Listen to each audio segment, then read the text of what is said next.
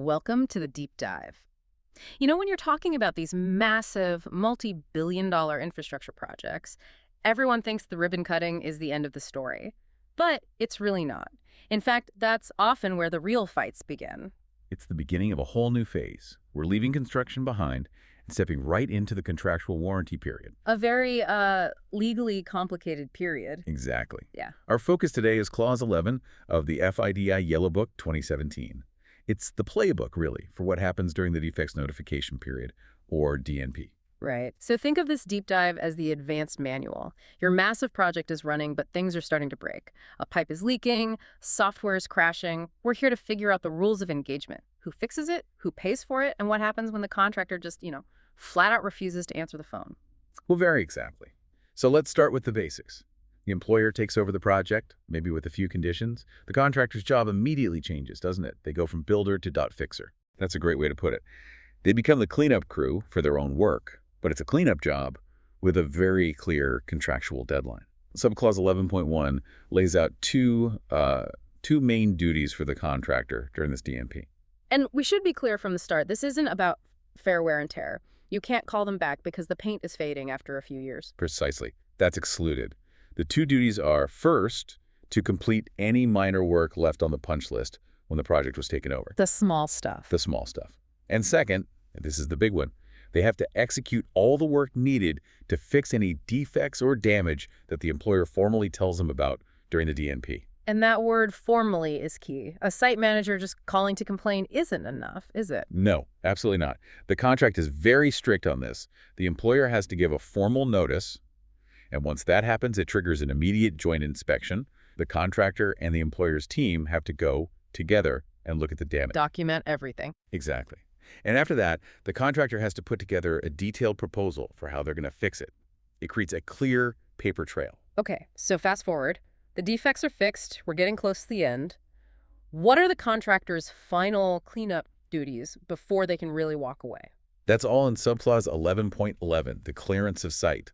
As soon as that final acceptance, the performance certificate, is issued, the contractor has to get moving. They have to remove all their leftover equipment, any rubbish, temporary buildings, everything. And they have to leave the site clean and safe. Which sounds simple, but we all know it doesn't always happen. What if they just vanish, leave a mess behind? Well, FIDI has a powerful tool for that. If the contractor doesn't clear the site within 28 days of that final certificate, the employer can step in. They can sell off any equipment left behind or just dispose of it. They can hire their own crew to clean up.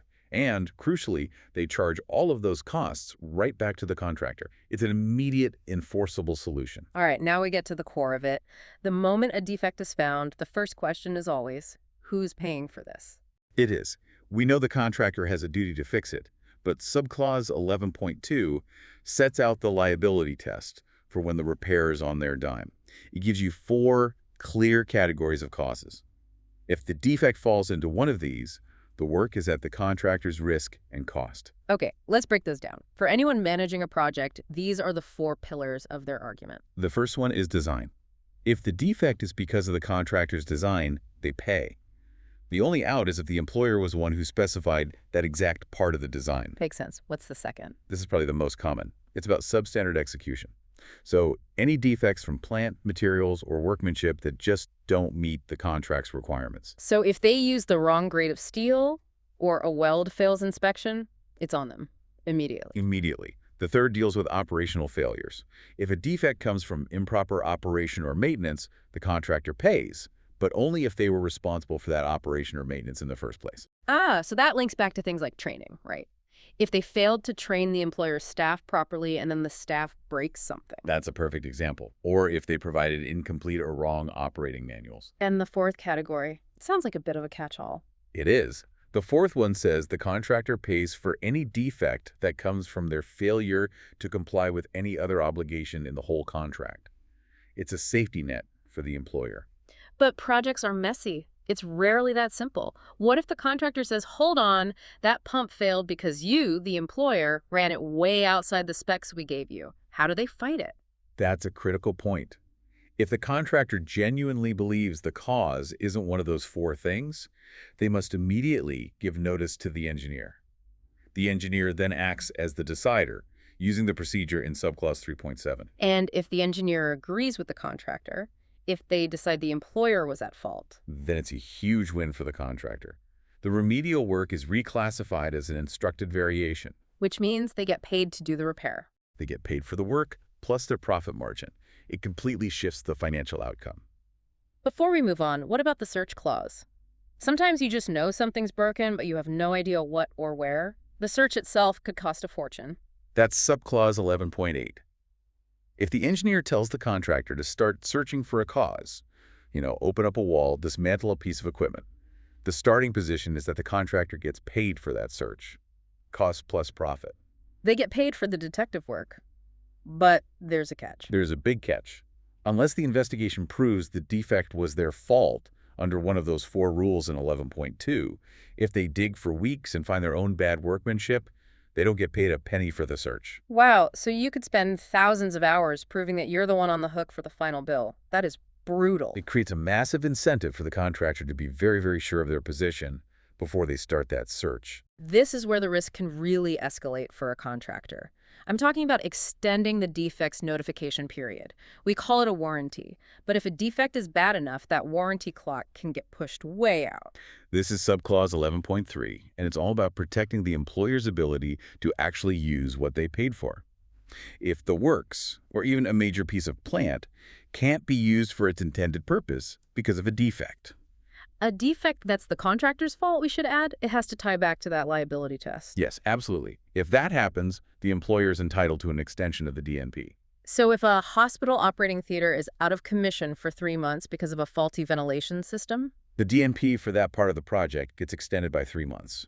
It's a serious commercial risk. They have to keep people available, keep their performance security in place for longer than they planned. Is there a hard stop on this? I mean, could a series of problems just keep extending the liability almost forever? No, FIDIC builds in some commercial certainty. There is a hard limit. The DNP can't be extended by more than 2 years beyond its original expiry date. So even in a worst-case scenario, there's an end in sight for the contractor. And I see a note here about work that was suspended. What happens if the project was paused for a reason that wasn't the contractor's fault? That's an important protection for the contractor. If, say, the delivery of some specific equipment was suspended by the employer, the contractor's defect liability on that specific equipment ends 2 years after the DNP would have expired. So they aren't on the hook indefinitely for something they couldn't even install on time. Exactly. It prevents them from carrying an open-ended risk due to someone else's delay. Mm-hmm. So what happens if the contractor is just not responding? They're dragging their feet on a fix that is clearly their responsibility under the 4 cost rules. That's where the employer gets its teeth, I assume. It is. Subclause 11.4 gives the employer 4 extremely powerful options. A real arsenal. But there's a process first. They can't just jump straight to the nuclear option. No, of course not. The employer has to set a final, reasonable date for the fix and put it in a formal notice. If that date comes and goes and nothing has happened, then the employer gets to choose at their sole discretion. And option 1 is basically, fine, I'll do it myself. That's 11.4a. The employer can step in, do the work themselves, or hire someone else, do all the retesting, and send the bill to the contractor. They can recover all reasonable costs. Okay, what's option 2? Sometimes fixing it is more trouble than it's worth. That's 11.4b. The employer could just decide to live with the defect, but they demand compensation. So they either claim performance damages if those are defined, or they demand a reduction in the contract price to reflect the reduced value of what they received. I can imagine arguing over that reduced value could get complicated very quickly. Oh, absolutely. But the power is that the employer can legally enforce that demand and force a negotiation. Option 3 sounds like you're pretending a part of the project just never existed. Pretty much. If a part of the works can't be used for its purpose, 11.4c lets the employer have the engineer treat it as an omission. It's basically deleted from the scope of the contract after the fact. And then there's 11.4d, the contractual nuclear option. When can the employer actually terminate the entire contract at this late stage? This is only for a truly catastrophic failure. They can terminate if the defect deprives the employer of substantially the whole benefit of the works. So the project has to be fundamentally useless. Exactly. And the financial consequences are severe. The employer can recover every penny they paid the contractor, plus financing charges, plus the cost of dismantling the whole project and clearing the site. It's a complete financial unwinding. a massive deterrent. Let's talk practicalities. Say a huge critical turbine has failed. It's too big to fix on site. What does the contract say about taking it away for repairs? That's covered by subclause 11.5. Removing a key asset like that is a huge risk, so the contractor has to get the employer's consent first. And that means giving them a detailed plan. I mean, everything. What's wrong with it, where it's going, how it's being transported and insured, when it will be back, and how it will be retested. And this gives the employer a big point of leverage on the financial side, doesn't it? It certainly does. As a condition for saying yes, the employer can require the contractor to increase their performance security by the full replacement cost of that turbine. So if it's a $50 million piece of kit, they're on the hook for $50 million while it's gone. They are. It protects the employer against the risk of it being lost or damaged off-site. Okay, so the part is repaired, it's back on site and reinstalled. There has to be more testing, right, to prove the fix worked. Mandatory. Subclause 11.6, further testing. The contractor has to propose a set of repeated tests. The engineer has to approve them. And as for the cost, it's simple. Whoever was responsible for the original defect pays for the retest. If the contractor fixed it on their own dime, they pay to test it again. So we've fixed the problems, we've done the tests, the site is clean. When is it all truly officially over? When does the contractor get to close the books on this project? That moment is marked by one single document. The Performance Certificate, or PC, that's in subclause 11.9. The PC is the formal acceptance of the works. It signals that the contractor has fulfilled their obligations. The engineer has to issue it within 28 days after the last DNP is expired. And if the engineer is slow at the paperwork? The contract doesn't wait. If they fail to issue it in time, it's deemed to have been issued on that 28th day. That sounds final, the absolute end. Yeah. But I'm looking at 11.10 and it suggests there's still this lingering shadow of liability. That is the final, crucial takeaway. Subclause 11.10 says that even after the PC is issued, both parties are still liable for any obligations they haven't fulfilled yet. But for physical defects in the plant, the contract tries to draw a line. It says that liability generally stops 2 years after the DNP expiry. Generally. But there's a list of exceptions here that seems to blow that 2-year limit right out of the water. It does. That 2-year limit does not apply in cases of fraud, gross negligence, deliberate default, or reckless misconduct. The contract essentially says that no time limit can protect you from malice or extreme carelessness. So when you step back and look at it, Clause 11 is this incredibly detailed blueprint for managing that whole post-construction phase. It's all about that transfer of risk and liability with a structured process for everything, from joint inspections to cost determination. It provides immense clarity. It's not left to chance. FIDI gives you specific pathways for recovery, for extensions, for cost allocation. It protects the employer's investment.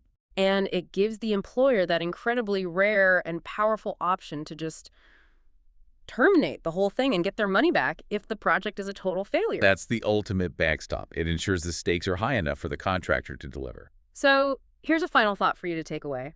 While that performance certificate feels like the formal end, the contract itself says both sides are still liable for unfulfilled obligations. So how do you ever truly draw the line between final acceptance and that shadow of residual liability? You might want to explore the specific laws in your own jurisdiction that cover things like negligence or fraud, because as we've seen, even the strong contractual limits in Clause 11.10 have to bend to those overriding legal principles.